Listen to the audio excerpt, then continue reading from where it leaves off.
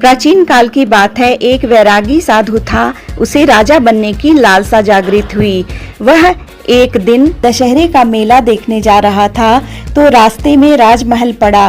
वह सोचता है कि इस राजमहल में रहना कितना सौभाग्य की बात है। चलो मैं भी माँ लक्ष्मी की तपस्या करता हूँ और उनसे राज भोगने का वरदान लेता हूँ। वह कई वर्षों तक तपस्या करता है। उसकी तपस्या से प्रसन्न होकर माँ लक्ष्मी प्रकट होती हैं और उससे कहती हैं कि भक्त, मैं तुम्हारी तपस्या से प्रसन्न हूँ, कहो क्या चाहते हो। तब वह तुरंत कहता है कि हे माँ लक्ष्मी, अगर आप मुझसे वास्तव में खुश हैं तो मुझे राजयोग का वरदान दीजिए, मैं राजा बनना चाहता हूँ। माँ लक्ष्मी कहती हैं कि तुम्हारी इच्छा जरूर पूरी होगी। वह कई दिन तक इंतजार करता है लेकिन कुछ भी नहीं होता। वह सोचता है कि माँ का वरदान सच करने के लिए मुझे ही कुछ करना होगा और यही सोचता हुआ एक दिन वह राजमहल में जाकर राजा को धक्का देता है, जिससे राजा नीचे गिर जाता है। सभी देखकर बहुत चकित होते हैं, लेकिन तभी राजा के गिरने से उसके मुकुट से एक सांप निकलकर भागने लगता है।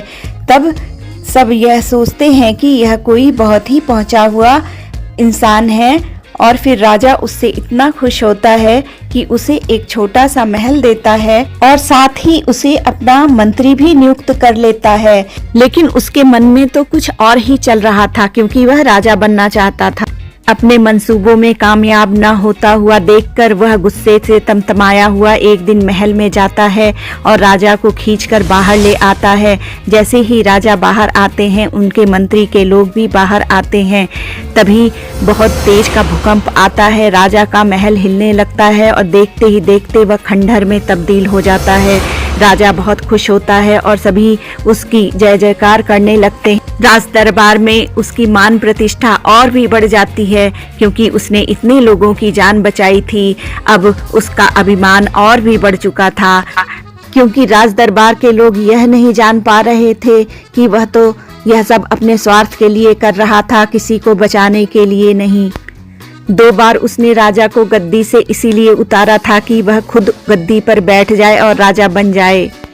मान मर्यादा पाकर उस साधु का अहंकार और भी बढ़ गया और वह एक दिन महल में जाता है और वहाँ गणेश जी की एक प्रतिमा रखी हुई थी। वह कहता है, ये प्रतिमा बिल्कुल भी अच्छी नहीं है, इसको वहाँ से हटा दो और दोबारा मेरे सामने ये प्रतिमा नहीं पड़नी चाहिए। कहते हैं उसके बाद से ही गणेश जी उस पर नाराज हो जाते हैं और उसकी बुद्धि भ्रष्ट करने लगते हैं। फिर वह कुछ ऐसे काम करने लगता है जो समाज की नज़र में बहुत ही बेकार थे और धीरे धीरे वह अपराध की तरफ भी बढ़ जाता है। राजा के पास भी उसकी तमाम तरह की शिकायतें आने लगती है। एक दिन राजा उसे बुलाता है और कहता है, तुम तो कुछ भी नहीं थे। मैंने तुमसे प्रसन्न होकर इतना मान, सम्मान, धन, संपदा दी, लेकिन तुमने उसकी कोई कदर नहीं की और तुम मनमानी करने लगे हो और तुम्हारा दंड यहाँ तक बढ़ चुका है कि अब तुम्हें कारागार में डाल दिया जाएगा। और फिर राजा उसे कारागार में डाल देता है। कुछ दिनों के बाद जब उसका अहंकार टूटता है और देखता है कि वह जेल में आ चुका है, तो फिर वह परेशान हो जाता है और फिर माँ लक्ष्मी की आराधना वह फिर से करने लगता है। तब कुछ दिन बाद उसकी कठोर तपस्या देखकर माँ लक्ष्मी फिर प्रकट होती हैं और उससे कहती हैं कि तुमसे गणेश जी नाराज हैं, तुम उनकी तपस्या करो और उन्हें प्रसन्न करो।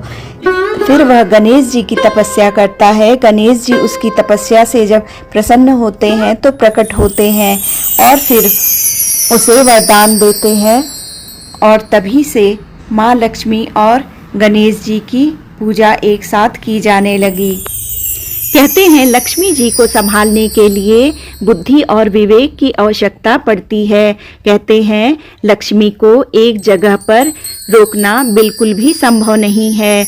अगर कोई भी लक्ष्मी को एक ही जगह पर रोके रखना चाहता है तो उसे बुद्धि और विवेक की जरूरत होती है, जो कि उसे भगवान गणेश के आशीर्वाद से ही मिल सकती है।